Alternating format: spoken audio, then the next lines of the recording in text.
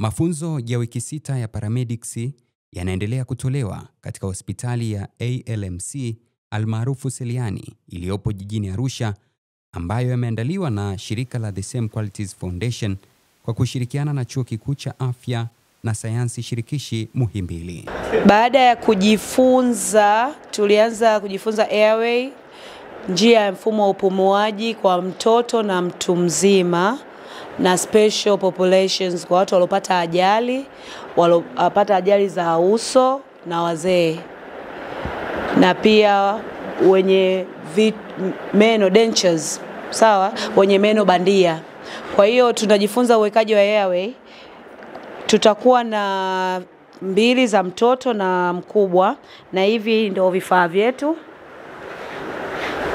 Akizungumza na SQF TV, mmoja kati ya wakufunzi katika mafunzo hayo ametoa uelewa juu ya mafunzo hayo na dhumuni lake. Kwa majina naitwa Dr. Humphrey Godwin Medarakini, ni daktari bingwa wa magonjwa ya dharura katika Chuo Kikuu cha Afya na Sayansi Shirikishi Muhimbili, lakini pia ni mwadhiri Chuo Kikuu cha Afya na Sayansi Shirikishi Muhimbili katika idara ya magonjwa ya dharura na ajali.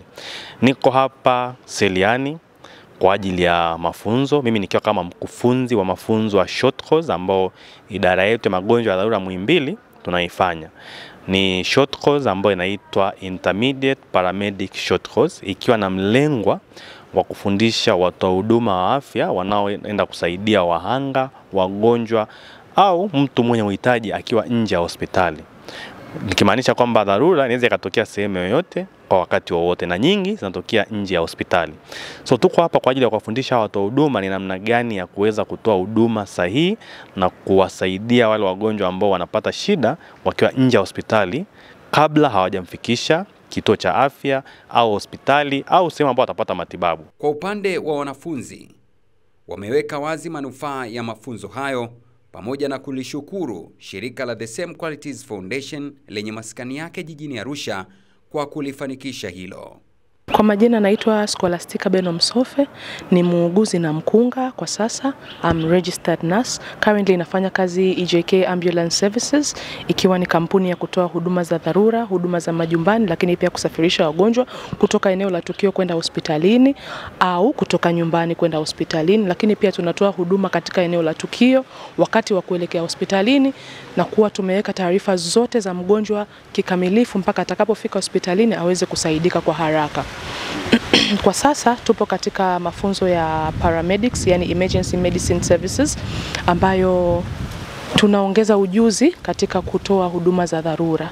Kwa sababu mimi ni muuguzi, wengine ni madaktari, tunafahamu vyote katika uguzi na udaktari, lakini tunajaribu kuspecialize katika emergencies. Tunaongeza ujuzi katika kuweza kuhudumia watu nje ya hospitali, sehemu ambayo una vifaa finyu, uko peke yako au mpo wachache, utaweza kusaidiaje wale watu wakiwa ni wengi, muda mwingine ni ajali au ni jengo limeanguka au ni chochote. Tumekuwa tukiona maafa mengi sana yakitokea katika nchi yetu kwa sasa, na imeonekana kwamba kuna uhitaji wa watu kuwa wameelimishwa kwa namna kuwasaidia wale watu katika lile eneo, waweze kujua cha kufanya, sio tu kila mtu aende akabebe kivyake, hapana. Tuweze kuongea lugha moja. Kwa tutakaposoma kwa pamoja na kuwa tunaelewa kitu kimoja tunachokifanya, hata mtakapofika katika eneo inakuwa ni rahisi kuweza kuwasaidia wale watu kwa kuwa mnaongea lugha moja.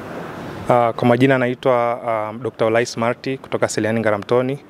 Tumejifunza mambo mengi, na hasa namna ya kumhudumia mgonjwa, kwa maana kwamba kumpatia huduma sahihi ya kumpatia hewa kwenye mapafu kupitia vifaa ambavyo tumepewa. Hasa tunaongelea vifaa kama laryngoscopy, bag and mask valve, lakini tunaongelea vifaa vingine kama buji, vifaa vingine kama oropharyngeal airways na vinginevyo. Hivi vifaa vyote vinatusaidia sisi kumhudumia mgonjwa, hasa kumpa oxygen kwenye mapafu kabla kumfikisha mgonjwa hospitalini. Bado tutaendelea na mafunzo mengi zaidi, na tunaamini baada ya hapa tutakuwa mabalozi wa kusaidia hasa wagonjwa katika maeneo mbalimbali, hasa kwa sababu pre-hospital medicine bado tuko nyuma kidogo kwenye nchi za Sub-Saharan.